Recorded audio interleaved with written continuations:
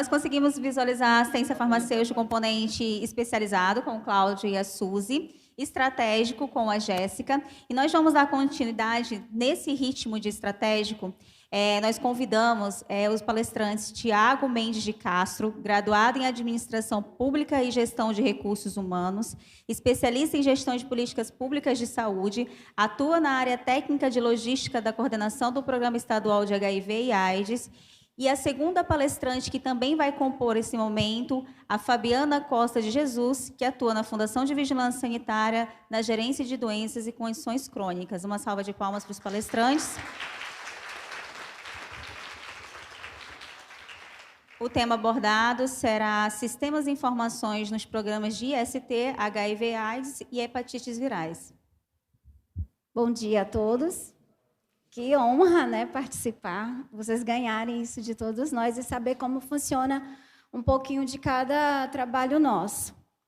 E hoje eu vou falar para vocês o sistema que eu atuo, tá, com a logística, como eu monitoro, né? Vou passar um pouquinho e explicar para vocês. A gente fez uns slides bem só para vocês entenderem como funciona o fluxo, tá, da logística. Deixa eu começar. Esse sistema Ciclone, ele é bem recente, tá? Para o hepatite virais, porque existe o Ciclone HIV. Então, antes, os medicamentos hepatite virais eram pedidos também pelo Ciclone HIV. E em 2019, pode passar, tá? Pode passar. Em 2019, o departamento DCCI, que é do Ministério da Saúde, eles começaram a ver um modo de ter o tipo do Ciclone hepatite, né, desenvolver e para implementar esse sistema. E aí, com os estudos, tudinho, para descentralizar também, que tudo era na SEMA, né? E ficar melhor para os pacientes dos municípios. E com isso, em 2020, foi se desenvolvendo, né? Pode passar, por favor. Com o objetivo deles, né, para descentralizar e ficar melhor para o paciente ser atendido, porque assim é bem a dificuldade que eles têm, né, de sair do município para fazer o exame lá no Tropical. Do Tropical volta, depois ele volta para pegar o medicamento de novo, e isso é custo também para eles, né? Às vezes não tem nem como vir. E assim, esse sistema começou a partir de agosto de 2021, tá? Então, está recente, nós estamos com 9 meses ele aí, e foi descentralizado, tá? Todos os pacientes que eram atendidos na SEMA para pegar medicamento lá, hoje em dia nós estamos com 11 municípios, tá? E Manaus inclui 4 policlínicas, né? E foi descentralizado tudo da SEMA para o FMT e os restantes dos municípios. Pode passar, por favor? O anterior. Esse é o sistema, tá? Do Ciclone hepatite virais. Essa é a barra onde todos eles, dos municípios, entram, que eu uso 2, tá? O perfil gerenciador, que eu monitoro os municípios, né? Até porque esse sistema ele é ótimo. Tem como a gente controlar o município que está me pedindo aquele medicamento. Eu vejo a quantidade de dispensação que ele fez mensal. Então, assim, não tem por onde ele enganar. Foi muito bom existir, porque a forma, como a Jéssica também falou, a grande quantidade que o coordenador, porque a maioria realmente, gente, nos municípios, quem faz e mexe, às vezes, no Ciclone, a gente pega enfermeiro. E não é um farmacêutico que está lá. Então, a gente pega muito no pé dos municípios, né, para que isso corra tudo direitinho. E aí, a gente tem como monitorar, tá? É um sistema bem prático. Tem a parte geral, onde dá todos os conceitos. Se o município quiser, anota assim, de como fazer o sistema de frente e verso. Tem a parte de estoque, que é de entrada e saída de dispensação, tá? E entrada também das notas. No caso, mais futuramente eu vou mostrar o fluxo para vocês como gera, né? E o cadastro é de todos os usuários do SUS. A gente lá, mais à frente também eu vou mostrar a quantidade que a gente tem dos 11 municípios, que a gente está trabalhando com os pacientes em tratamento, tá? Mas o sistema, ele dá o que está inativo, o que está ativo, o que já parou o tratamento, tem como fazer transferência, tudo tem como você monitorar, né? A outra parte é a dispensação. Essa é a barra mais de tudo que o município utiliza, né? Que é a parte geral, estoque, cadastro, a dispensação e os relatórios.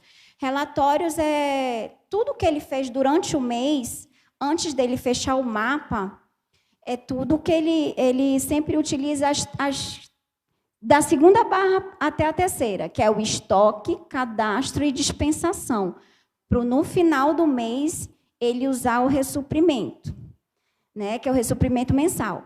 Se o farmacêutico trabalhar essas 3 barras, não tem como o estoque dele não estar certinho no final do mês, que não precisa nem ele estar toda hora pedindo socorro. Pode passar. Eu botei, esse é o painel de gerenciamento, aqui ficou meio, mas é o que eu controlo, né?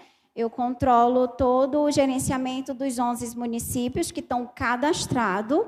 Para vocês entenderem que hoje a gente só está ainda com 11 municípios cadastrados para dispensação, porque foi uma coisa super rápida, né, do Ministério da Saúde. Tivemos uma pessoa em Manaus e fez assim uma visita muito rápida em alguns municípios, né?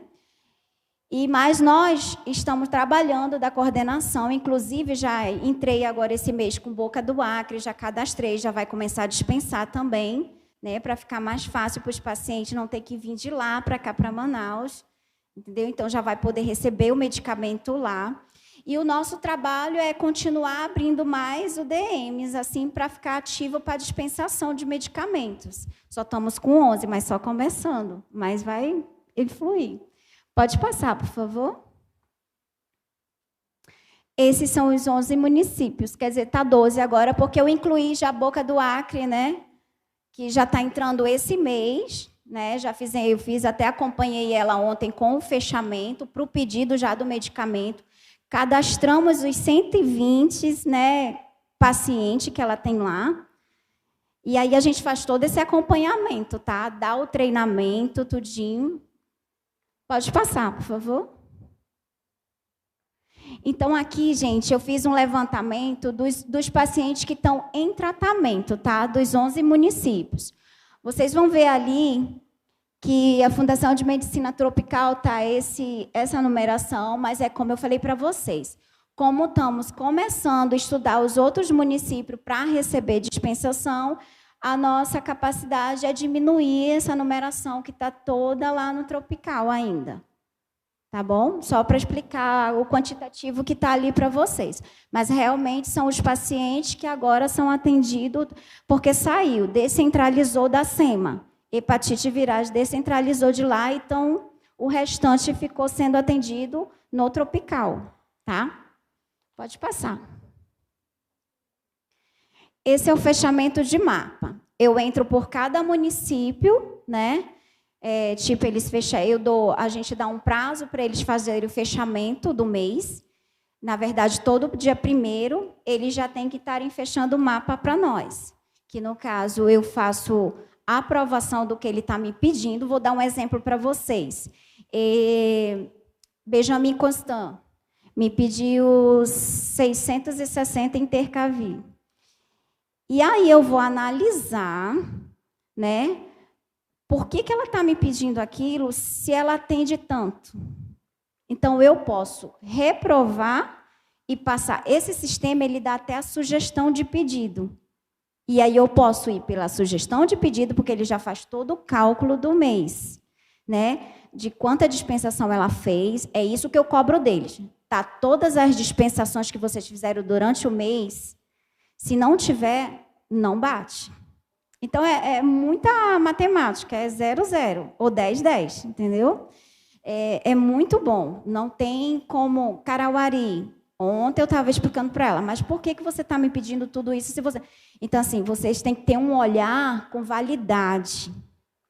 Porque ele me pede hoje, daqui a 3 meses ele já está, ou 6 meses ele está querendo me devolver. E até porque esse sistema, quando o município já entra com seu login, ele já acusa os que estão para vencer. Então, é muito bom, não tenho que... E aí o Ministério fica em cima da gente. Por que você autorizou? Então, eu sou muito criteriosa com eles. Entrei há pouco tempo com o sistema e eu sou muito criteriosa. Eu fico muito em cima, cobro mesmo, que é para justamente não ter o que sobrar e nem faltar, e ter o essencial para suprir o paciente. Porque todos os dias você pode ter um para entrar, né? E o outro que também que esteja terminando o tratamento ou não. Tá? Esse é o estoque. Eu botei ali, é porque não dá para enxergar muito, mas eu botei com relação a 3 meses, tá? Como que a gente trabalha. Só para vocês terem uma noção de como é o estoque. Tá? Ele peguei janeiro, fevereiro e março, que eu estou fechando abril agora com eles, né? E aí, aqui eu tenho todo, isso aqui é certinho. O que eles me pedirem hoje, que estão tudo fechando, eu vou ver já o que eu tenho, já olho o que chegou do Ministério para mim, que eu pedi mês passado para entrar esse mês, tá? Porque, às vezes, realmente tem nota que atrasa, né? Mas aí é o monitoramento que eu faço, eu fico cobrando para poder eu suprir eles. Então, aqui dá certinho. E aí eu vou vendo qual o município que me pediu numa quantidade, né? O que eu tenho bate com o meu estoque, que eu ainda tenho aqui. Olho o estoque da SEMA, né? Também, para ver se está batendo com o meu, porque a gente faz inventário também. E é isso, gente. É um sistema bem prático, muito bom, ciclone hepatite virais, tá? Pode passar, por favor. Esse é o fluxo. O município ele faz o fechamento, ele tem o prazo do dia 1º até o dia 5, que a gente dá no máximo para ele fechar, tá? Porque aí eu vou ter que fazer, aí ele faz a programação ascendente dele, que é o pedido, tá? E aí vai para a aprovação, que é comigo. Então, eu entro por cada município, por cada medicamento, para poder aprovar, analisar, eu vejo o fluxo, né? Tudinho. E eu envio o pedido para a SEMA, tá? Quando eu fecho de todos eles, eu envio a minha planilha com meus pedidos para a SEMA, de cada município. A gente envia por e-mail, tá? E de lá, a SEMA me devolve com os números já da AR tudo prontinha. E o que eu faço? Tanto eu envio para a distribuidora, né, que vai fazer a distribuição do medicamento, quanto eu envio para os municípios acompanhar a chegada desse medicamento. Porque quando chega no município, ele é, sim, obrigatoriamente receber no sistema, que é para bater com o que eu autorizei ele receber, para bater a quantidade que ele está recebendo também do que foi enviado. Porque acontece, gente, tá? Acontece, às vezes, a distribuidora, acontece de ter mandado para um certo município que era para o outro, então, acontece, mas não é todas as vezes, entendeu? Mas se a gente monitora, evita, tá bom? Pode passar, por favor. Então, é isso. Só trouxe um pouco, só para vocês verem como é que acontece a logística, tá? Dos medicamentos de hepatite virais com os municípios, e que hoje em dia está descentralizado, então esses 11 municípios já recebem o medicamento lá, já tem paciente cadastrado e tudo recebem lá, tá bom? Obrigada, viu?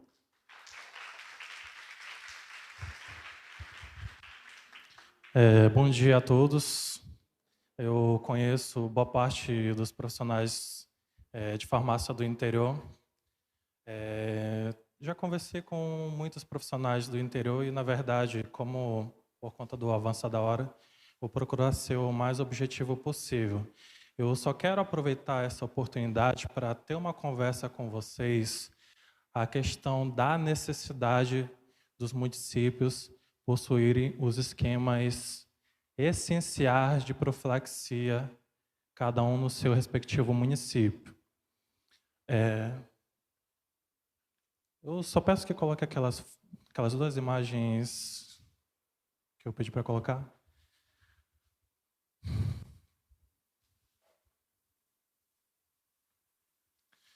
E assim, eu vou me apropriar das falas dos palestrantes anteriores, tanto do Cláudio, quanto da Jéssica, que é responsável pelo componente estratégico, quanto da Fabiana. Vou me apropriar da fala dos palestrantes anteriores e convocá-los, na verdade, a palavra não é outra, é convocá-los para nos apoiarem com relação ao seu respectivo município ter a medicação profilática, tanto para os acidentes ocupacionais, exposição sexual consentida ou violência sexual, quanto em relação às medicações de transmissão vertical. No ano de 2021, nós tivemos uma reunião com todas as coordenações municipais, procurando conscientizá-los com relação à importância de o município ter essa medicação no município, para que evitássemos situações que vinham ocorrendo. Exemplo, sexta-feira à noite o município entrar em contato, acabou de acontecer um acidente ocupacional aqui no município, o que a gente vai fazer? A gente não tem a medicação no nosso município. A central de medicamentos funciona até sexta-feira às 17 horas. Só vai reabrir segunda-feira. Como é que a gente vai fazer para mandar essa medicação para esse município? Uma situação ainda mais grave. O município acompanha uma grávida em relação a um parto, às vezes manda para um município polo para o parto acontecer, só que parto não é uma coisa que é certa de acontecer naquela data prevista. Às vezes está prevista para a semana que vem, aí quando é sexta-feira à noite, a grávida está lá na porta do hospital do meu município. Eu não tive nem como mandar para o município polo. Então, mais uma vez vou reforçar isso. Convocamos os senhores e senhoras para nos auxiliarem nesse processo, para serem parceiros da coordenação estadual, que o município possua a medicação, tanto para a transmissão vertical, quanto as medicações profiláticas. Essa aqui é a medicação da PEP, são só 2 medicamentos aqui que o município precisa ter. Farmacêuticos do município, conversem com o coordenador municipal do município de vocês. A nossa medicação, a gente precisa, a gente já fez uso. A gente vai precisar solicitar novamente, porque a gente está sem o nosso município. A outra foto, por gentileza. A outra foto, por gentileza. Medicação da transmissão vertical.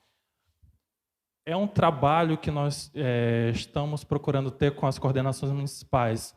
Não vamos mais deixar que uma criança nasça e tenha uma vida toda vivendo com o HIV, sendo que nós temos ferramentas para tratar aquele parto e poder evitar que essa criança passe a vida toda com esse vírus. Vocês são os atores principais desse processo, tá bom? É uma convocação que realmente nós estamos fazendo, tá bom? Eu não vou me aprofundar muito na questão do ciclone, até porque a Fabiana já apresentou a questão do ciclone hepatite. O processo é muito similar.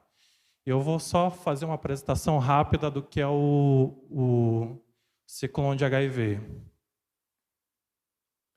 Eu vou apresentar na verdade, 2 sistemas do Ministério da Saúde, o Ciclone e o Cislog-Lab. Também vou fazer uma breve apresentação sobre o fluxo de solicitação de antirretrovirais e insumo de prevenção, que a prestação de contas também é feita no Ciclone. E eu vou reforçar a questão do cronograma de solicitação de ressuprimento desses insumos e prestação de contas, tá bom?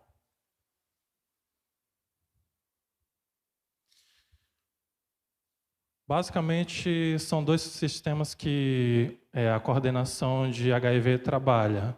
na parte dos insumos, o Ciclone e o Sysloglab. O Ciclone, ele é o sistema que faz a gestão dos insumos dos antirretrovirais e dos insumos de prevenção. E o Sysloglab é o sistema de gestão dos testes rápidos.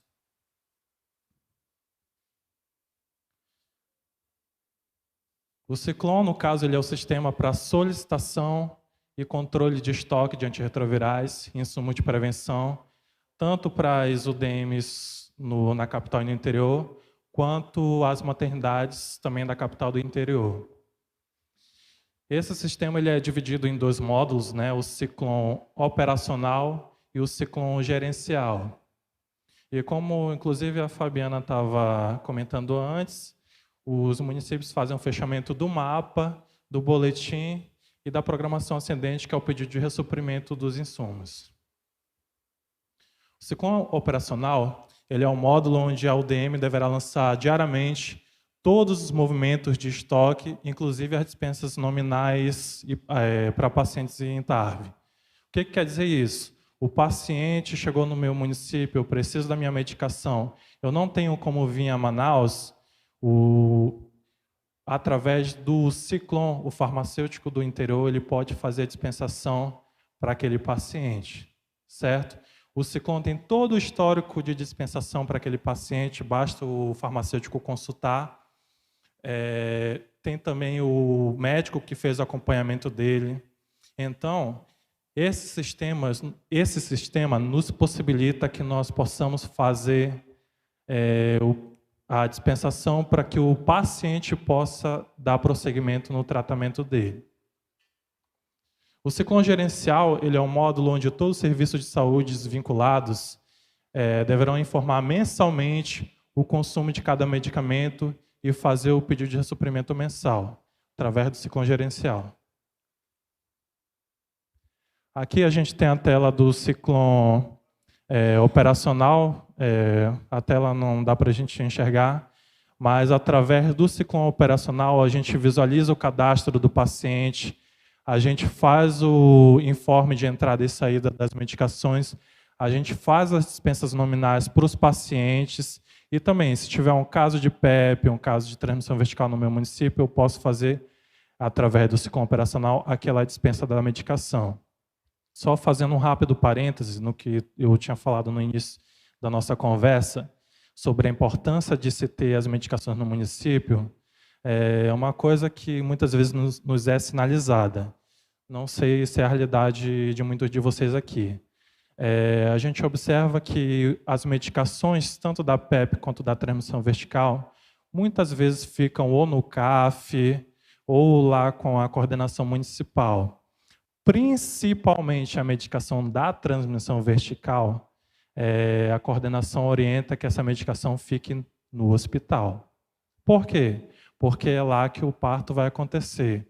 O CAF, via de regra, ele funciona de segunda a sexta, em horário comercial. Se por um acaso a grávida entrar lá no hospital no final de semana, de madrugada, será que o profissional farmacêutico vai sair da casa dele, vai acordar, só para ir lá pegar uma medicação para levar para o hospital?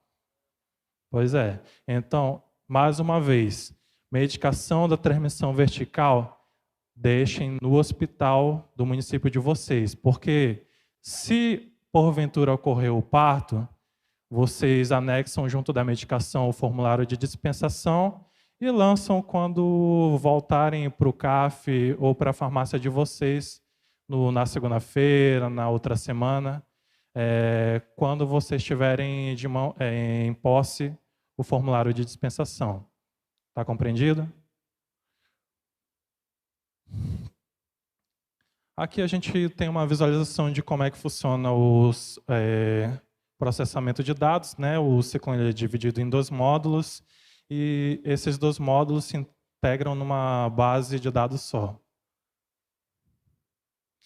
O Sysloglab ele é o sistema para solicitação e controle de estoque dos testes rápidos, tanto de HIV, quanto os testes de sífilis, quanto de hepatite B e C.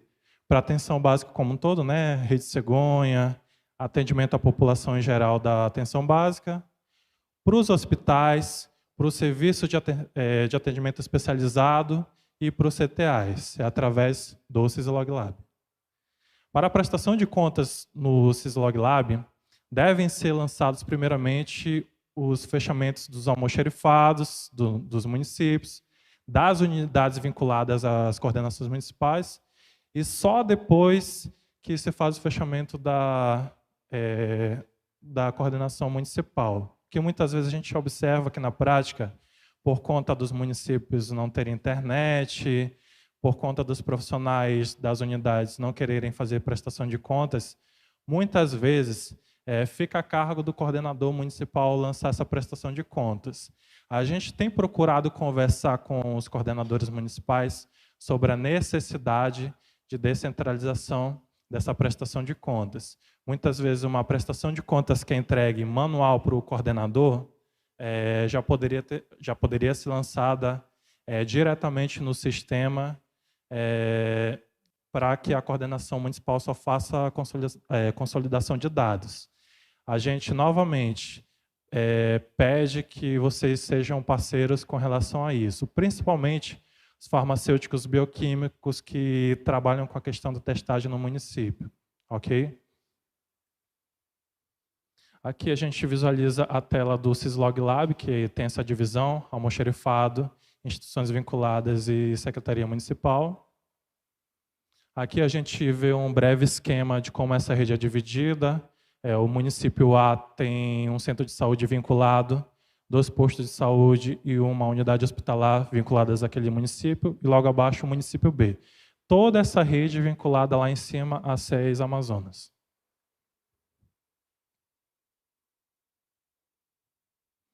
O boletim...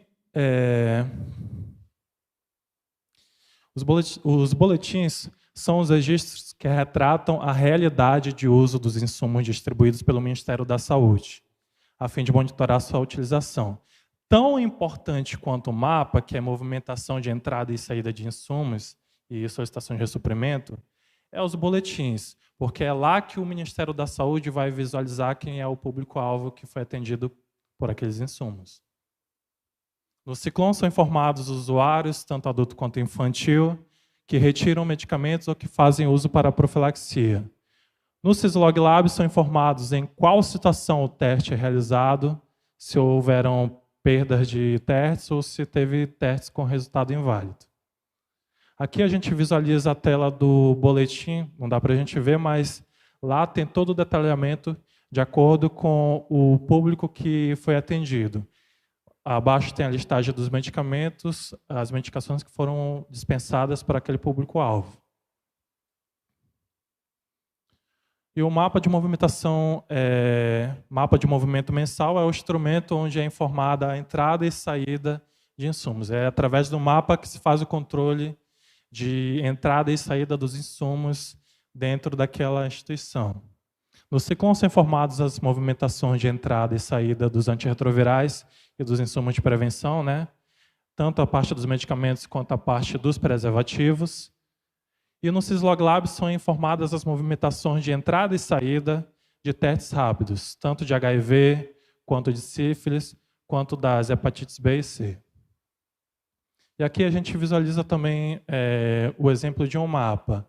Tem a listagem dos medicamentos, lá tem a coluna de entrada, lá tem a coluna de saída e o saldo posterior àquela movimentação. É importantíssimo que os senhores que são envolvidos nesse processo façam o lançamento das informações de forma correta, para a gente ter o controle do que de fato tem no município e ver de repente a necessidade de fazer o ressuprimento. Por fim, a solicitação de ressuprimento, né? No Ciclone, essa solicitação de ressuprimento é feita na programação ascendente. Os insumos de prevenção somente é informada a movimentação de entrada e saída e conforme a movimentação que vocês colocarem no Ciclone, a gente faz o ressuprimento dos insumos de prevenção. Já no Syslog Lab, o ressuprimento é solicitado no próprio mapa de movimentação mensal.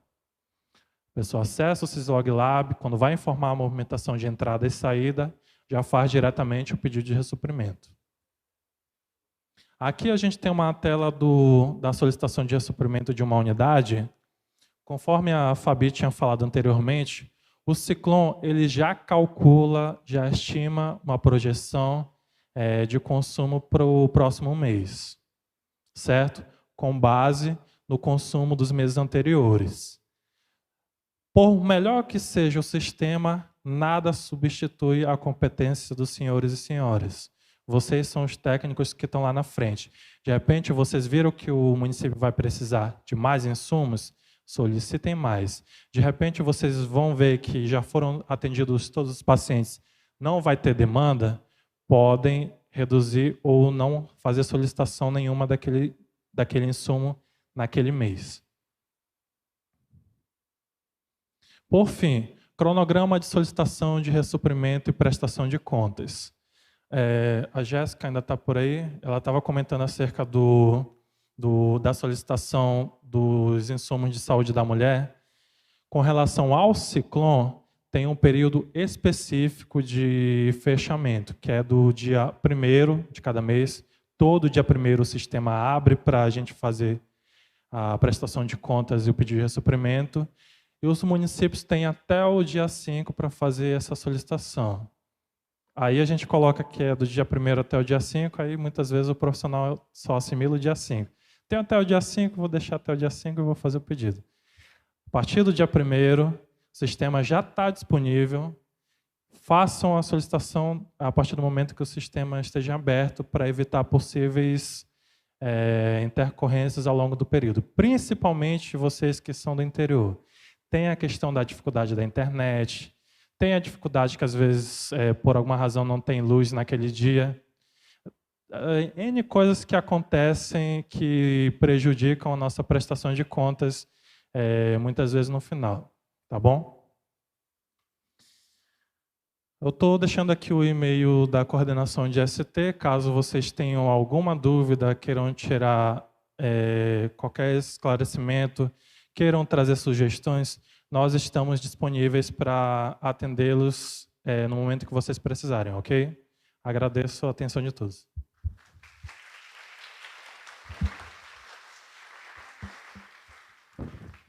Obrigada, Tiago. Nesse momento, para darmos continuidade ao simpósio, vamos ter uma palestra. Só um minutinho, que eu me perdi também. Com a palestra cujo título é Boas Práticas Relacionadas a Medicamentos, com a palavra do Dr. Jackson Alagoas, chefe da Vigilância Sanitária da FVS. Uma salva de palmas para o Dr. Jackson. E aí, gente, bom dia, quase boa tarde, né? Mas vamos firmes, que a oportunidade ela é meio única, né, nesse momento, então a gente precisa aproveitar ao máximo e compartilhar os nossos conhecimentos, levar orientação, levar informação. Eu acho que o caminho é esse mesmo. E quero também parabenizá-los por estarem aqui, por trabalharem na saúde pública, que é um desafio muito grande. Então, eu acho que todo mundo que trabalha na saúde pública acaba descobrindo que foi chamado para isso, né? Que não foi simplesmente um emprego, um trabalho, mas existe algo muito mais profundo aí, e eu acredito muito nisso.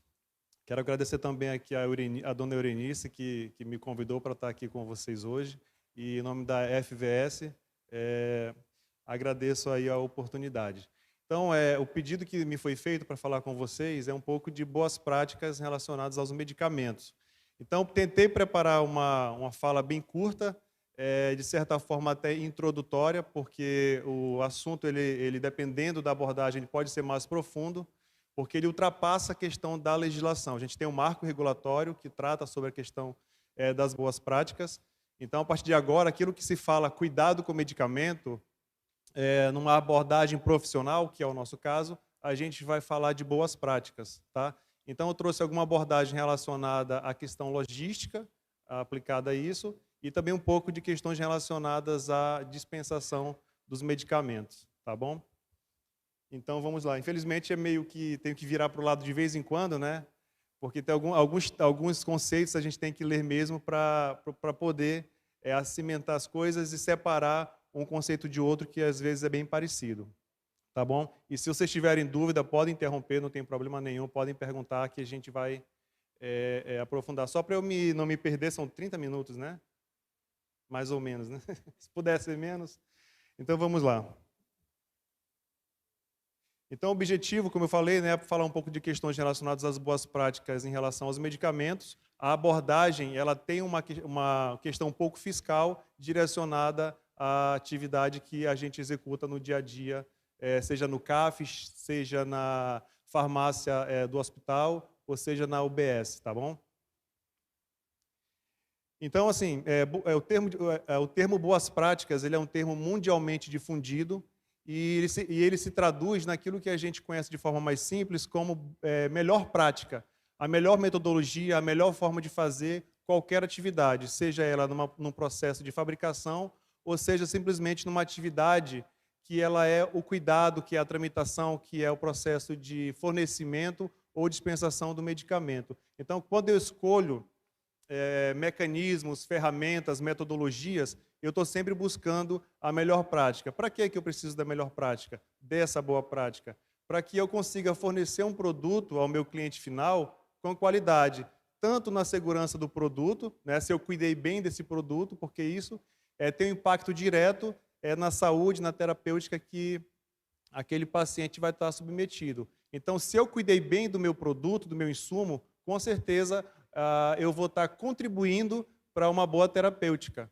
Então, é por isso que a boa prática é necessária, porque o que eu quero é que o meu paciente tenha o melhor produto, um produto bem cuidado, que no passo seguinte eu vou ter ali toda uma orientação, todo um processo de atenção farmacêutica mesmo com aquele paciente para que ele tenha o melhor resultado terapêutico. Então, assim, as boas práticas elas começam desde a indústria. Então, na indústria de medicamentos, tem todo um processo de boas práticas e de qualidade para que esse produto saia de lá com melhor qualidade e segurança possível, né? Então, o que é isso? É um conjunto de técnicas, processos, procedimentos e atividades identificados, utilizados, comprovados e reconhecidos em determinada área do saber, como sendo melhores quanto ao mérito, eficácia e sucesso alcançados para a sua aplicação na realização de uma tarefa. Ou seja, eu tenho que ser repetitivo mesmo e fazer sempre aquele processo de forma igual, para que eu sempre obtenha o mesmo resultado. Porque se eu começo a alterar a forma de fazer, o meu resultado ele também vai ser diferente, para o bem ou para o mal. Então, quando a gente alterar, que seja sempre para o bom resultado e nunca para o mau resultado. E as boas práticas de medicamentos, que é esse conceito, né, que é uma atividade mais relacionada com a indústria, que é uma atividade certificável, ou seja, existem mecanismos, existem organismos, instituições que reconhecem essa boa prática. Então, no nível de fabricação, os órgãos que são competentes por isso, no caso a Anvisa, ela pode fiscalizar e reconhecer essa boa prática. E no nosso caso, a Vigilância Sanitária Municipal ou Estadual também ela pode verificar essa forma de fazer e também conceder alguma coisa, algum reconhecimento que, no caso, através de uma licença sanitária ou de um relatório de inspeção, essa questão das boas práticas. Já mais próximo da nossa rotina, né, a gente tem as boas práticas de distribuição e armazenagem. Aí você me pergunta, mas eu trabalho no CAF, eu trabalho na unidade hospitalar. Eu posso também ter boas práticas nessas atividades. Apesar da legislação ela estar muito voltada para o distribuidor, mas eu posso pegar a legislação, pegar essas boas práticas e traduzir e transportar ela para o meu dia a dia. Então, eu pego tudo aquilo que é relacionado com as boas práticas, eu posso introduzir na minha rotina. Então, para distribuição, se você trabalha no CAF, atua no CAF, minimamente você faz algum processo de recebimento desse medicamento que chega da SEMA ou da compra do município, não sei, dependendo do caso, né? Você vai minimamente avaliar aquele produto, verificar se aquele produto que chegou realmente é o produto que você precisava e queria, se ele chegou com você de forma adequada, se ele chegou íntegro, se ele realmente confere com o que está na nota de transferência ou nota fiscal, a remessa, e se aquele produto, aquele medicamento, ele está íntegro, se não tem nada danificado, se não tem nada violado, se é um equipamento, se é um produto para a saúde, é a mesma coisa. Então, você minimamente faz essa verificação antes de dar um ok e de internalizar aquele produto. Então, se você recebeu e aquilo não está igual ao que você esperava, você vai reclamar para alguém, né? Ou você vai tentar devolver, vai tentar negociar para ver a forma de resolver aquele problema. Isso quando você tem boas práticas nesse processo, isso você alcançou em algum momento, teve sensibilidade de identificar uma falha. E isso faz parte de boas práticas, ou seja, você trabalhou e impediu que aquele produto chegasse na mão do teu cliente final, que é o paciente.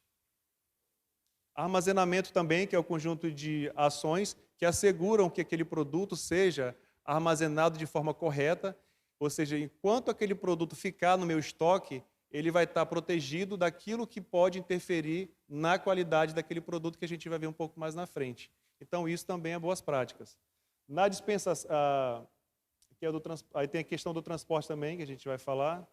E o transporte é a mesma coisa. O tempo que aquele produto, medicamento, insumo, se mantém no transporte, ele tem que ser garantida a manutenção dessas características. Então, não adianta nada eu manter a temperatura adequada lá no meu armazém, manter a umidade adequada, se quando eu coloco no transporte, que é o nosso problema aqui na nossa região, ele fica exposto a altas temperaturas, em um ambiente muito úmido, próximo de produtos químicos. Então, acaba que a gente, não que tenha sido um trabalho perdido, mas na sequência daquele processo foi prejudicada de alguma forma. E isso a gente não pode achar que isso é normal. A gente precisa, no nosso quadrado, promover comunicações para que isso venha à tona e que alguma coisa seja feita, né? Boas práticas também na dispensação. Nesse processo de dispensação, eu tenho duas situações. Tudo aquilo que foi feito, que garantiu a qualidade, a integridade daquele produto, e, de um outro lado, eu já tenho as boas práticas relacionadas ao meu paciente. Ou seja, eu preciso, como eu falei, entregar um produto minimamente protegido, que tenha passado por situações de segurança, porque, a partir de agora, esse medicamento, esse produto, ele vai ser utilizado por alguém. Então, qualquer coisa que tenha acontecido com esse material, ele pode resultar em uma não eficácia farmacêutica, ou ele pode resultar numa outra situação, como, por exemplo, imagina uma substância, uma suspensão, que passou por tudo que é de ruim no meio do caminho, chegou na casa do paciente, na hora de dispensar, eu não tive cuidado de chacoalhar para verificar se aquele produto ainda suspende, aí quando chega na casa do paciente, ele vai tentar fazer e o produto está todo endurecido no fundo do frasco, né? Então, ou seja, houve uma falha em vários processos da cadeia e eu ainda não consegui verificar se aquele produto realmente estava apropriado para ser levado ao consumo, né? E geralmente eu sempre falo assim, eu me preocupo com isso porque essa pessoa pode ser eu mesmo, pode ser alguém da minha família, né? Então a gente não quer que isso aconteça.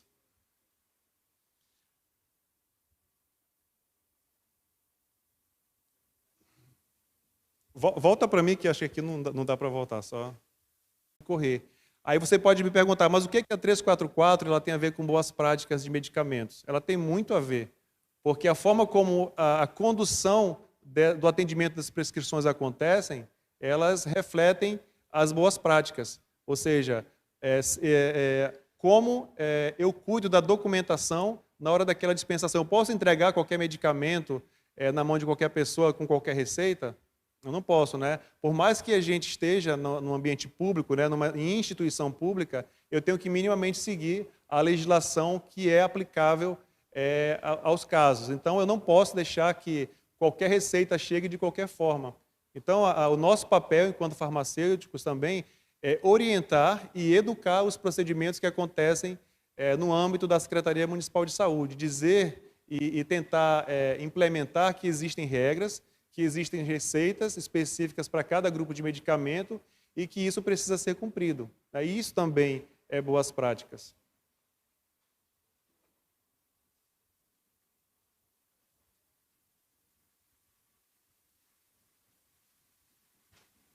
Agora não foi mais daqui.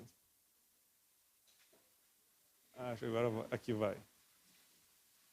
Então, resumidamente, chega um ponto da tua atividade em relação aos medicamentos que você tem duas situações que convergem, que é a questão das boas práticas, naquilo que você faz, com a qualidade. Então, o que eu posso dizer para você hoje? Que você, farmacêutico, é o profissional da qualidade no município, porque você é o responsável, é o guardião de medicamentos, de insumos estratégicos no município. Então, esse material, esse equipamento, esse medicamento, ele não pode ficar de qualquer forma.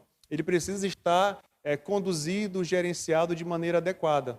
Porque você pode ter uma preocupação com o medicamento, mas se você não tiver cuidado com o material de laboratório também, que existem situações muito sensíveis, você pode comprometer aquele... Você não, né? A rotina vai comprometer aquele material e na hora, por exemplo, um tubo de coleta que tem um anticoagulante, se aquilo não for armazenado de maneira adequada, ele pode perder essa propriedade e interferir no resultado de um exame.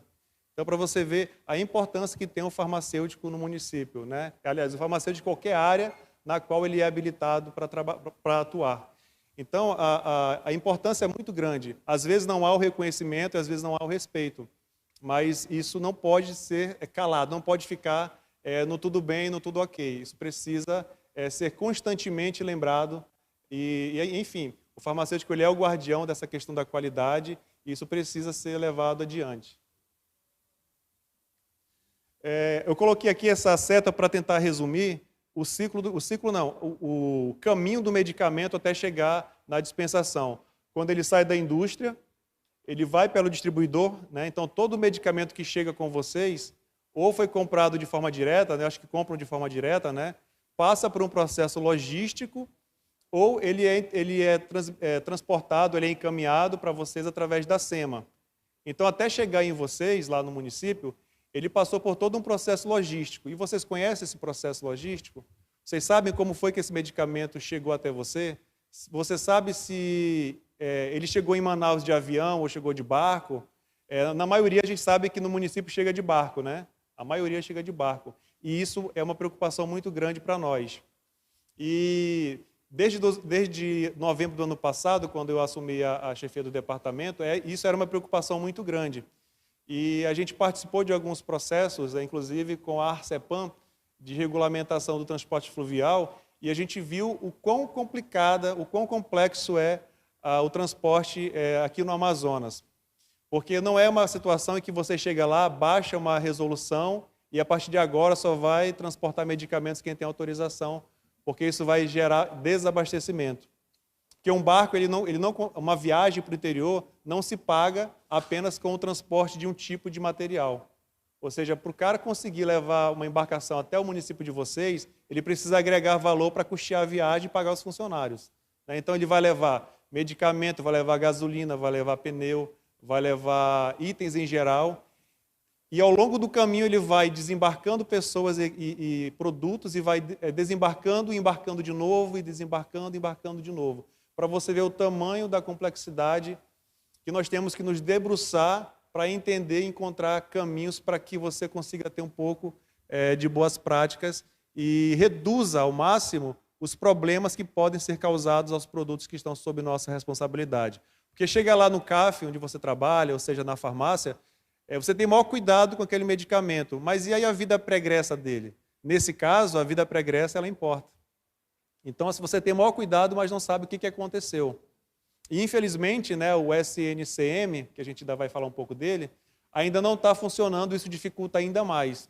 Então, talvez seja até o momento da gente começar a se preparar para isso, porque uma hora vai ter que entrar esse sistema, para a gente saber por quem e por onde esse medicamento passou até chegar conosco, né?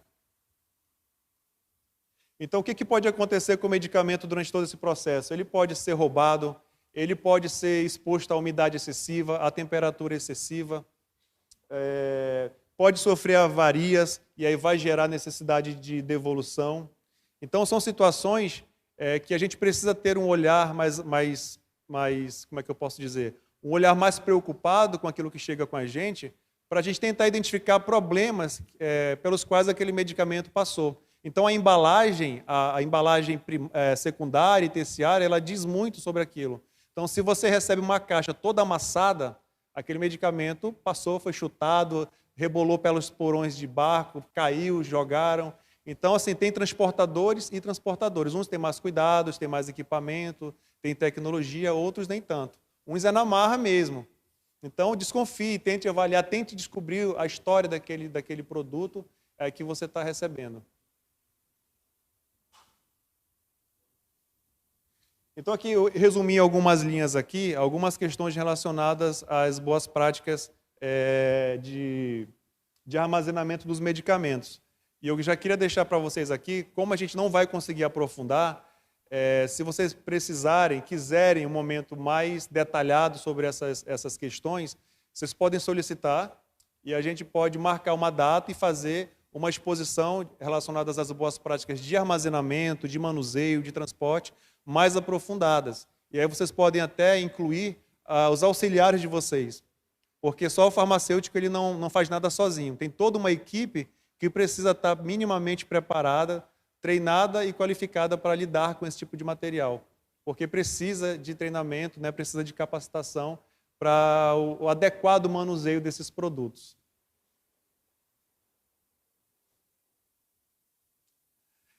Então, armazenamento. O local onde esse material é armazenado, ele tem que ter uma qualificação mínima. Ele precisa ser adequado, ele precisa ter condições estruturais para proteger esse material, primeiramente da chuva, das altas temperaturas eu nem posso dizer, porque aqui no Amazonas é difícil dizer que só um ambiente, estruturalmente falando, consiga trazer essa segurança térmica, né? Mas eu pelo menos tenho que ter uma casa, um local que não chova dentro. Tá? Então tem que ter uma estrutura, eu tenho que ter instalações, o meu mobiliário precisa ser adequado. Então eu não posso deixar meu medicamento no chão. Eu não posso fazer um empilhamento excessivo do meu medicamento. Eu preciso ter um local com dimensões, com equipamentos minimamente compatíveis para eu arrumar aquele local. Para eu conseguir respeitar os limites de empilhamento, para eu conseguir colocar os medicamentos em locais minimamente adequados. Eu preciso ter boas práticas, a documentação. Quando eu falo de documentação aqui, eu vou falar desde a nota de recebimento, se foi uma remessa, se foi uma nota fiscal, minimamente, e eu tenho que ter procedimentos padronizados. E aí, mais uma vez, o farmacêutico ele é o profissional da qualidade. Então, não dá para trabalhar sem minimamente eu ter as minhas rotinas padronizadas, principalmente aquelas que são mais complexas, aquelas que podem gerar um dano no meu produto. Então, eu tenho que ter um procedimento, principalmente se não é você que vai fazer. Eu imagino que você vai ter o cuidado maior, mas aquele teu auxiliar, será que ele vai ter o mesmo cuidado? Então, ele precisa estar treinado e seguir à risca esse procedimento, né? Controles ambientais. Eu preciso minimamente ter um termohigrômetro. Todo mundo aqui sabe o que é um termohigrômetro, né? Que ontem eu perguntei dos colegas e não sabiam, mas estão na faculdade ainda, a gente já vai ensinando para eles o que é um termohigrômetro e a importância de eu ter um equipamento que me mostre a temperatura, a variação da temperatura ao longo do dia e a variação de umidade. Mas isso é suficiente? Não. Adianta eu saber a temperatura e eu não ter um equipamento para manter essa temperatura adequada? Também não adianta. Será que o split é ideal? Será que o ar-condicionado de janela é o ideal? Não sei. Eu preciso ter um estudo de qualificação térmica. O que é isso?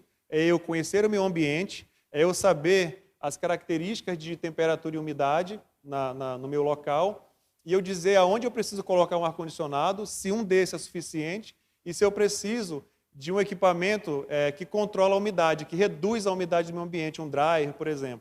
Então, eu preciso conhecer esse meu ambiente para que o meu produto não seja mantido aí em altas umidades. E a gente sabe que, se tratando de alvenaria, aquela sala que tem o sol do lado de fora a tarde inteira, essa parede ela vai ser mais quente do que aquela outra que só pegou o sol da manhã. Então, eu preciso ter essa expertise de entender o meu local onde eu estou armazenando esses produtos.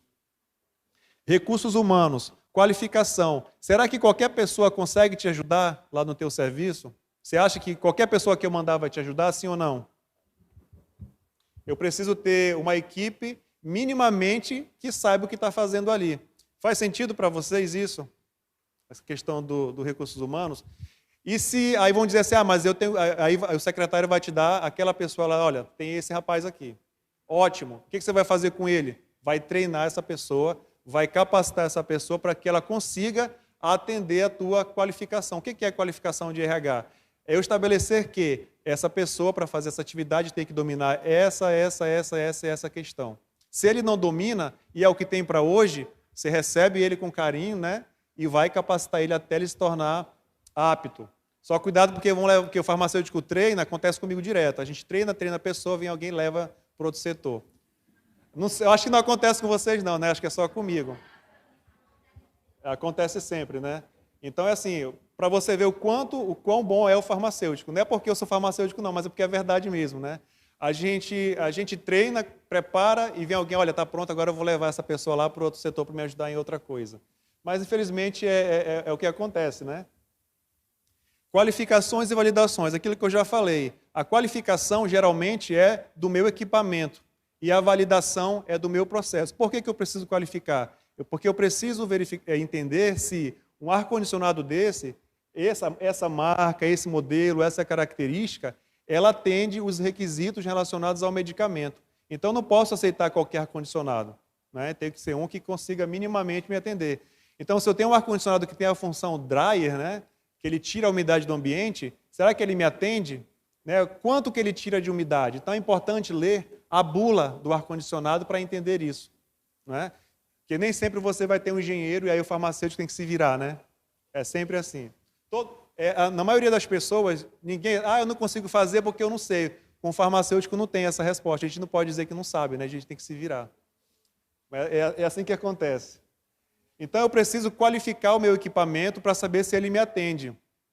E o que eu preciso validar? O que é validação? Validação é eu estudar uma rotina de trabalho, entender ela e escrever ela em documento. Né? Então, eu vou escrever passo a passo. Por exemplo, eu vou mandar um medicamento para uma unidade básica de saúde. Eu sou do CAF e vou mandar para lá. O que acontece até eu chegar lá no CAF? E aí eu vou fazer o quê? Um estudo do risco, ou seja, eu vou fazer uma avaliação do risco. E a partir daí eu vou definir o passo a passo para entender o que pode acontecer de ruim nesse trajeto. Será que quando eu entrego esse medicamento pode acontecer um acidente? Esse carro, essa embarcação, quando a embarcação é mais difícil, que se ela afundar, já era, né? Se for um carro acontecer um acidente, todo mundo vai lá e vai roubar o medicamento. Então, eu preciso conhecer as minhas rotinas e tentar validar. Sempre a rotina mais crítica, você precisa validar.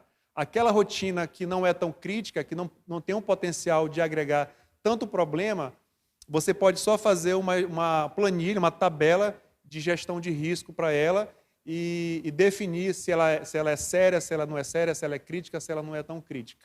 Tá bom?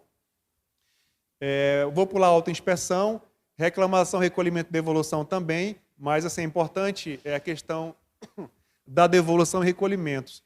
Sempre fiquem atentos a notícias da Anvisa, do Ministério da Saúde. Quem está nessa coluna aqui nunca dá para a gente ver, né? Fiquem atentos, porque ultimamente tem acontecido com uma certa frequência recolhimentos relacionados aos medicamentos. Recentemente, teve da losartana. Todo mundo sabe da questão da losartana?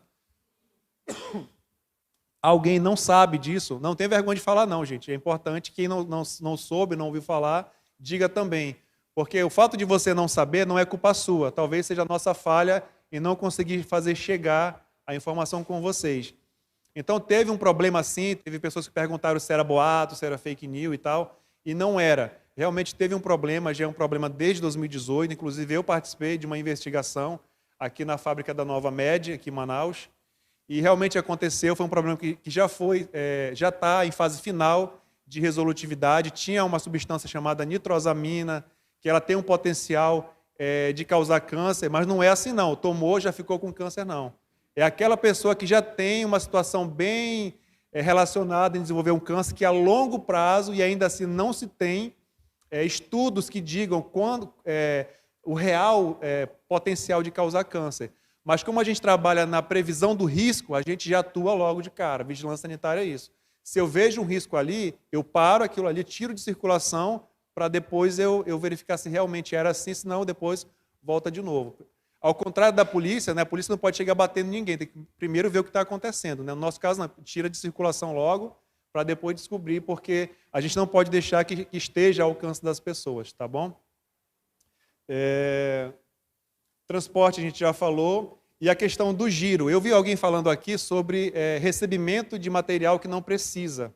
Isso é uma coisa que preocupa muito a gente. Porque eu imagino que vocês devem conhecer o perfil fármaco-epidemiológico do município de vocês, e vocês sabem o que tem mais giro, o que tem menos giro. Então, aquilo que tem menos saída, digamos assim, eu não tenho por que ficar recebendo todo mês. O que vai acontecer? Eu vou ter um super estoque lá e com certeza o medicamento vai vencer. Alguém quer falar? Ah, tá. Então, já vai acabar o tempo, né? Falta pouco já. Então, tem que ter cuidado com isso também. Isso aqui, aquilo que a gente já falou, né, o estudo da qualificação térmica é uma coisa simples, não é complexo, você pode fazer. Estudo do pior. Qual é o meu pior caso? É o medicamento que eu tenho que tem maior exigência de temperatura, ou seja, aquele que precisa estar no local mais frio do que o outro. Então, eu vou fazer o estudo da qualificação térmica e definir quais medicamentos vão ficar mais próximos do risco. Não é que eu vou dizer que vai ficar mais próximo da parede quente, não. Não é isso. É o produto que, se acontecer de ter um problema, eu vou ter menos falha com ele. Então, não é que eu vou aceitar que ele fique no local com temperatura acima do previsto. Isso aqui também vou passar, isso aqui também a gente já falou, a questão dos transportes. Dispensação também, vamos pular isso aqui. A questão da dispensação, se vocês precisarem, porque o tempo está se esgotando, a gente pode também fazer uma aula só sobre dispensação, voltada para a CAF, voltada para a farmácia hospitalar. Se precisarem que fale um pouco de farmacotécnica, também a gente pode falar, porque é importante que aonde acontece Vocês ainda recebem medicamento a granel, que chamam? Aquele frasco que vem um monte de comprimido e você vai fazer as doses unitárias? Ou a padronização, que antigamente tinha isso, né? Não tem mais, né, Mir? Isso. Esse processo, essa situação, ela precisa, é obrigatório que haja uma validação. Então, se você tem dúvidas sobre isso, precisar, a gente está à disposição, porque é um processo muito sério, não parece, mas é muito sério e precisa ser validado. Então, a gente pode fazer um estudo de caso e validar junto alguma coisa nesse sentido também. Tá? Talidomida. Todo mundo sabe o que é talidomida aqui? Quem aqui é farmacêutico cadastrado na FVS para a questão da talidomida? Gente, por favor, se você não é, mas você conhece a situação, verifique no seu município se o município está com unidades credenciadas, se tem médico prescritor cadastrado. A Elaine está aqui, ó. A Elaine agora é responsável lá na FVS da questão da talidomida. Mesmo que não tenha caso de hanseníase no teu município, é obrigatório que haja esse credenciamento e que você acompanhe esse processo, tá? Porque a gente não pode deixar que no nosso município aconteça caso de teratogenia por conta de uso de talidomida por mulher grávida. Isso gera um problema que vai eu, vai você, vai todo mundo no bolo para a cadeia. Estou brincando, tá? Mas é sério, é uma questão que a gente não pode deixar passar batido. Verifiquem no município, mesmo que não seja você, só verifica se está tudo ok com a questão da talidomida, tá? Aqui já é o último slide, praticamente. Algumas atualizações que eu vou deixar para vocês aqui. A portaria 344, ela entrou em revisão e depois ela não foi liberada por conta da pandemia, porque, como vocês sabem, a pandemia trouxe outras situações que vão impactar na questão da 344. Então, ela deu uma parada de novo, porque o SNCR, que é o Sistema Nacional, só ver se não estou falando errado, que é o de controle de receituário, também está para entrar e depende da atualização da 344. E a 344 também depende de outros sistemas, de outras questões, como, por exemplo, a questão do SNCM, que parou, foi desde 2012, deu uma parada, mas está com a agenda retomada para 2022. Então, assim, tudo está conectado. Não dá mais para uma coisa sair sozinha. Então, se sai sozinha, não tem eficácia. Então, precisa de uma estrutura maior, mais abrangente, para que tenhamos essa questão. Sobre resíduos, a gente pode deixar também para um segundo momento, a gente pode marcar, porque não vai dar tempo de falar sobre a questão dos resíduos, que eu queria falar sobre a logística reversa de medicamentos, tá? Que a lei federal que trata da Política Nacional de Resíduos Sólidos foi regulamentada esse ano, em janeiro, e tem muita coisa que vem e é obrigatório, todo mundo, não está ninguém de fora. Você cidadão, você farmacêutico, você profissional da saúde, secretaria de saúde, prefeituras, governo, está todo mundo envolvido. E precisa unir esforços para que consiga garantir. Por que isso é importante? Porque a nossa água de rio já tem resíduo de antibiótico, plantações já tem resíduo de antibiótico e outros medicamentos. Então, a gente só vê essa poluição aumentar, porque as pessoas jogam medicamento fora. E no município também o pessoal queima medicamento no lixão, né? Então, isso precisa acabar. Então precisa acabar e eu acho que já está acabando também aqui. Acabou tudo? O de cima. Eu não coloquei o telefone de contato, mas o nosso contato lá é o devisa@fvs.am.gov.br. Tem um grupo de farmacêuticos, né? Depois a gente pode colocar lá, né? E aí se juntem, vejam aquilo que é mais importante, mais interessante, lancem os temas. Alguém faz essa capitania aí para verificar aquele tema para a gente, já numa sequência, marcar uma aula mais profunda sobre aquilo que vocês viram aqui, que acham importante discutir mais tempo. Porque esse assunto é para um dia inteiro praticamente, não dá para trazer tudo. Tá bom, gente? Muito obrigado e boa sorte. Sucesso.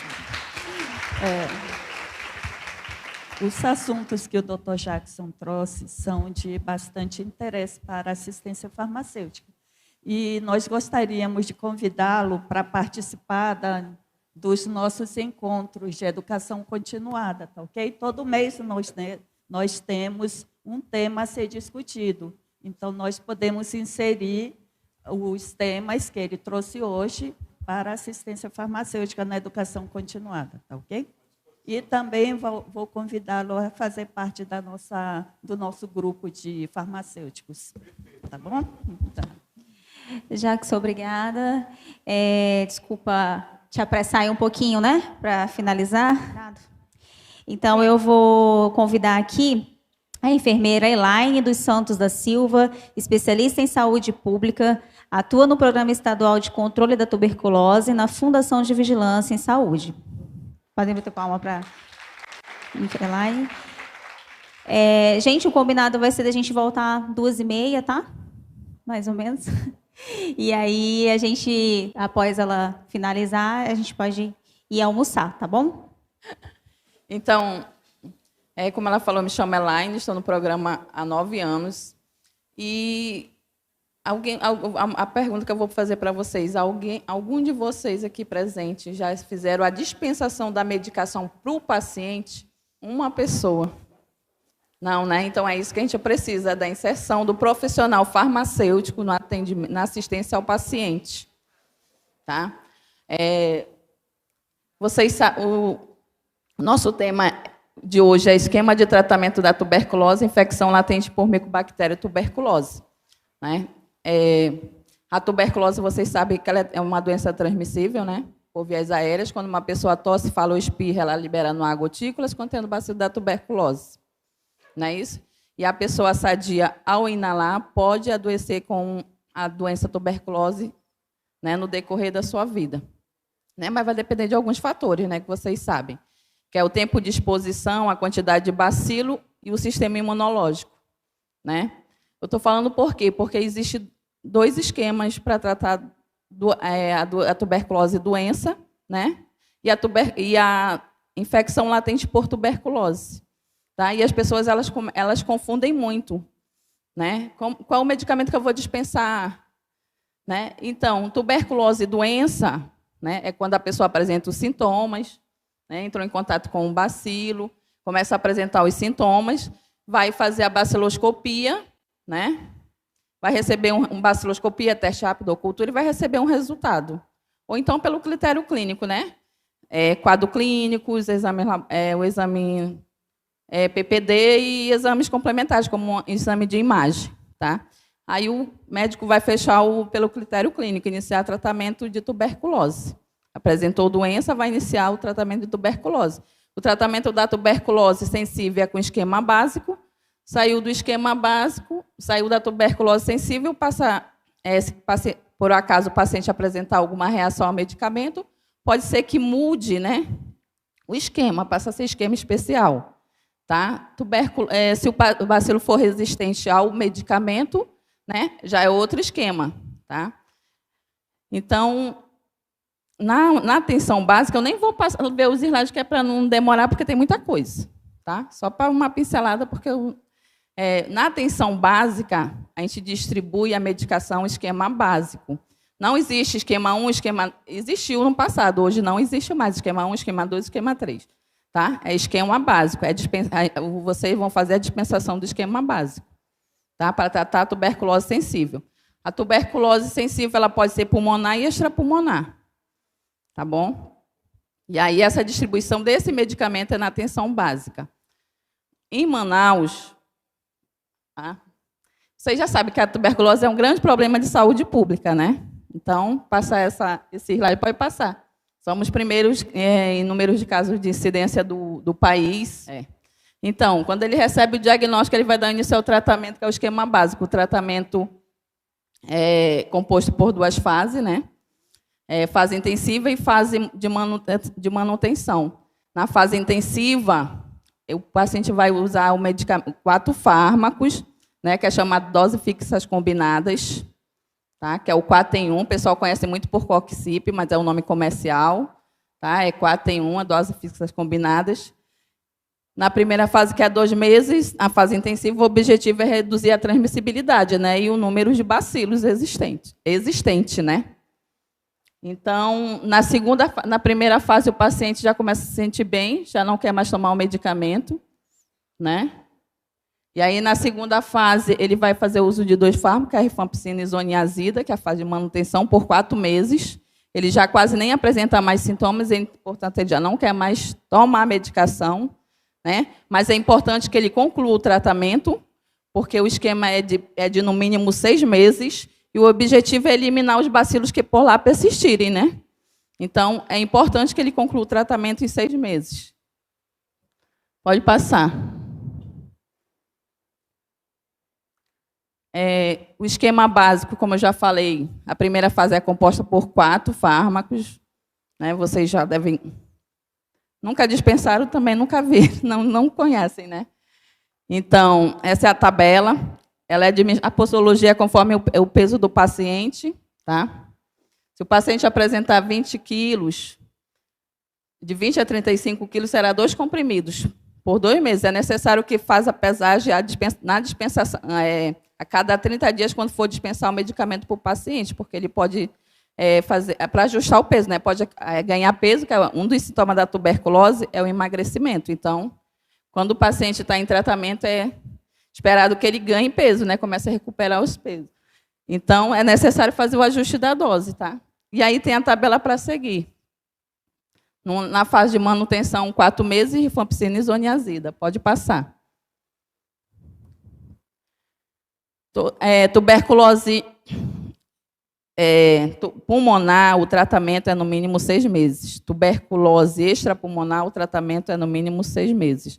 A única tuberculose que o tratamento tem uma duração maior de tempo é a tuberculose na meninge e a tuberculose óssea, tá? Que o que aumenta é a fase de manutenção, que ao invés de ser 4, passa a ser 12.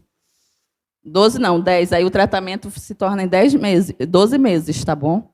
Então, é só essa 2 diferenças que temos no tratamento de tuberculose extra-meningia e óssea. Que de 6 meses passa a ser 12 meses, pode passar, mas a medicação, o fármaco é o mesmo. E para o tratamento hoje, o Ministério da Saúde está disponibilizando o 2 em 1 na apresentação de 300 mais 150 miligramas, porque antes nós tínhamos somente de 150 mais 75 miligramas e ficava um quantitativo maior de medicamento. Hoje vai ter uma redução na quantidade de medicamento. Então, vai facilitar a adesão do paciente, né, ao tratamento, mas é somente essa mudança somente no fármaco na fase de manutenção. Tá bom? Pode passar. Então, o tratamento é recomendado para todos, para gestantes, para pessoas, para mulheres que amamentam, para pessoas com HIV, para pessoas com diabetes. Lembrando que tem algumas restrições que tem que acompanhar. Se a pessoa tem diabetes, se ela não tiver com a diabetes controlada, precisa mudar se ela estiver fazendo uso do hipoglicemia antioral, ela precisa mudar para a insulina, né? Porque a diabetes ela não vai normalizar e a pessoa não vai tratar a tuberculose e nem a diabetes dela vai normalizar.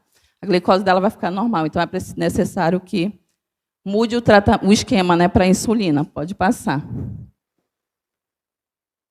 Pode passar. Esse é o medicamento, né, a forma que é apresentada hoje, que é a primeira fase, que é aos 12 meses, é o 4 em 1, rifampicina, isoniazida, pirazolinamida e etambutol. E a segunda fase é o 2 em 1, rifampicina e isoniazida. Tá? Vem nessas cartelas com 28 comprimidos e a outra vem com 6. Só que agora está numa outra com 28 também.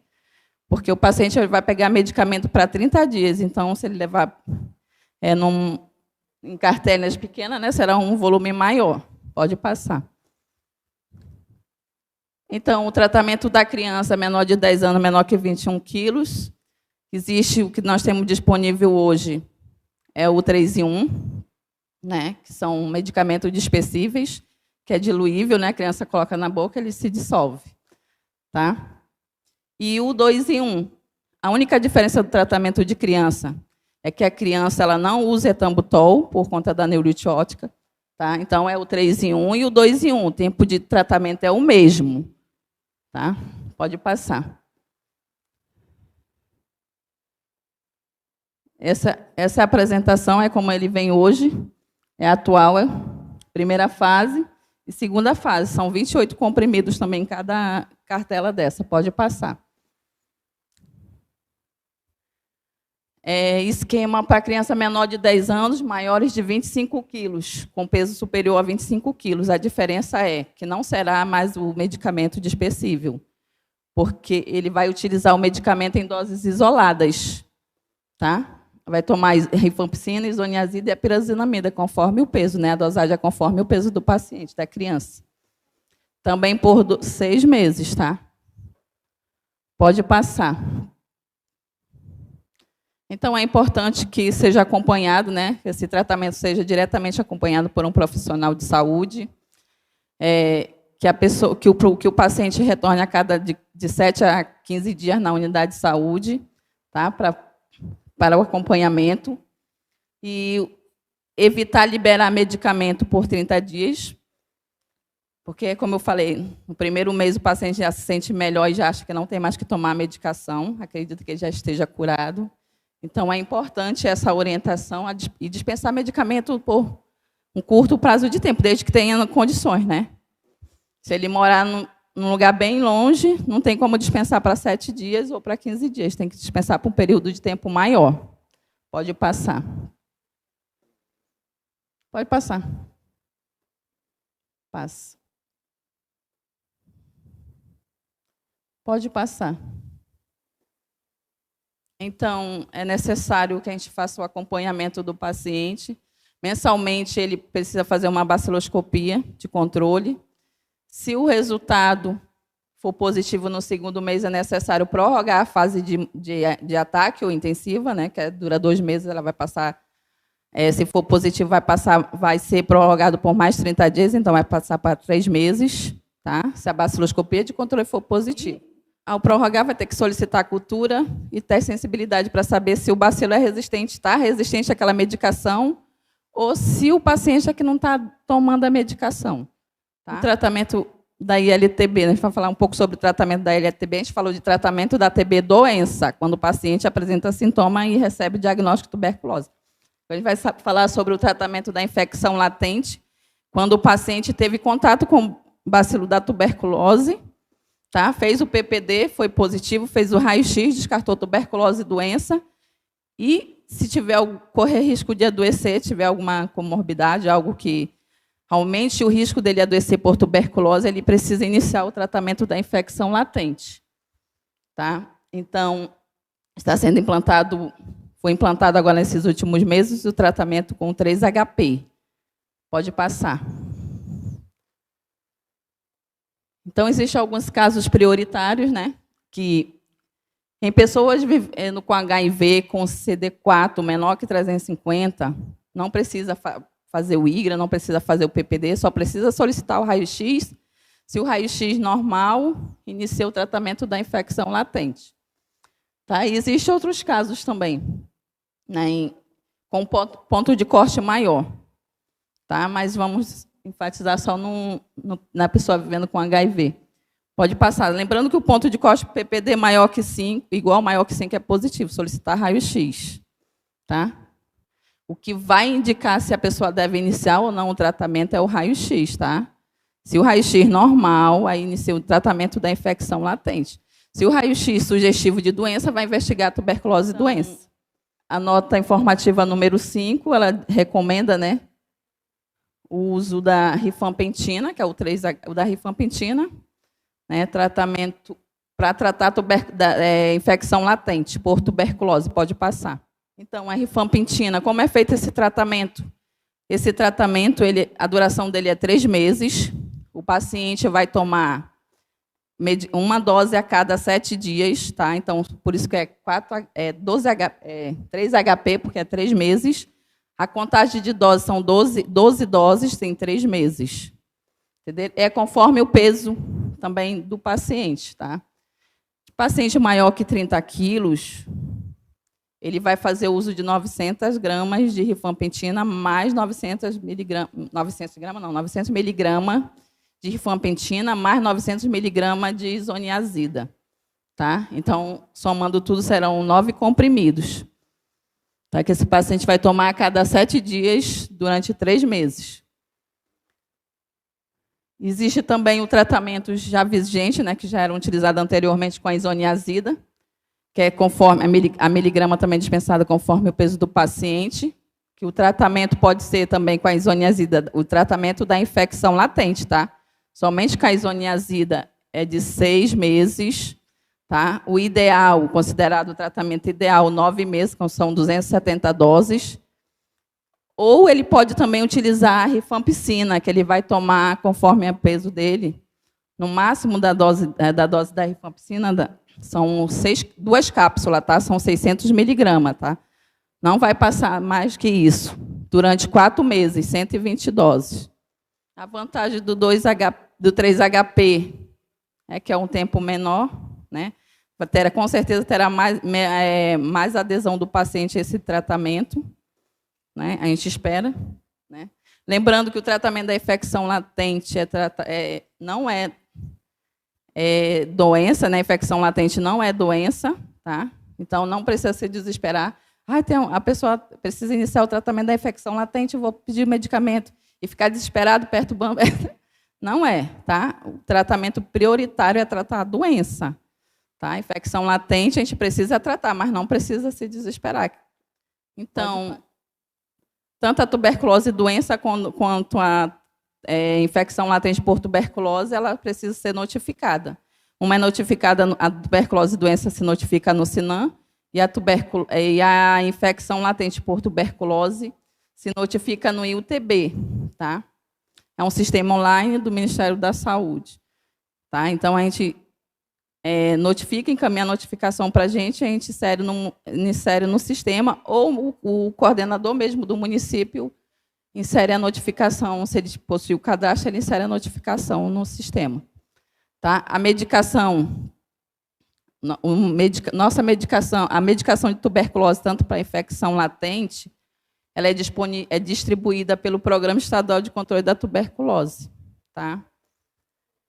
Manaus, o DELOG pede para a gente a medicação via Horus, tá? Pede para a gente via Horus e a gente libera e encaminha para eles. Aí ele já entra com outro sistema para dispensação, para distribuição para vocês, né? Para as unidades. Demais municípios que não capital, a dispensação é feita mediante a notificação com o peso do paciente, tá? Porque vocês sabem que o maior número de casos está concentrado aqui em Manaus, né? Então, tem município que só tem 1 caso, 2 casos, poucos casos. Né? Então, a dispensação desse medicamento é conforme a notificação. Encaminha a notificação para a gente libera a medicação.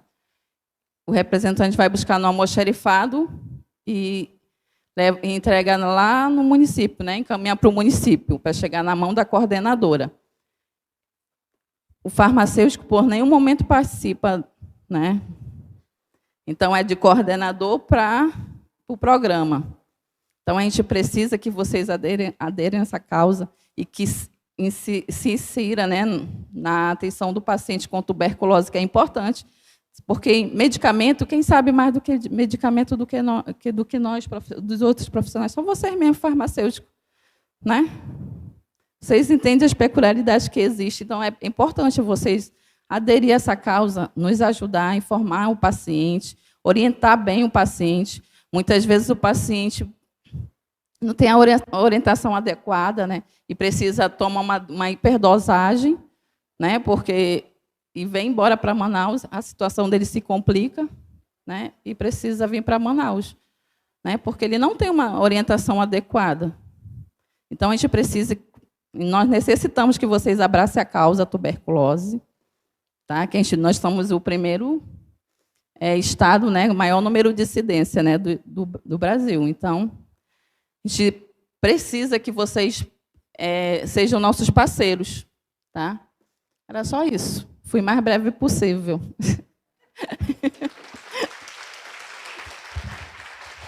Obrigada, Eliane. Gente, vamos agora para o intervalo do almoço. 2h30, o nosso retorno. Lembrando que quem chegar até 2h30, a Mia falou que nós vamos sortear camisas da campanha, alguns manuais do Ministério, coletâneas. Então, assim, quem chegar até 2h30 vai ter alguns brindes.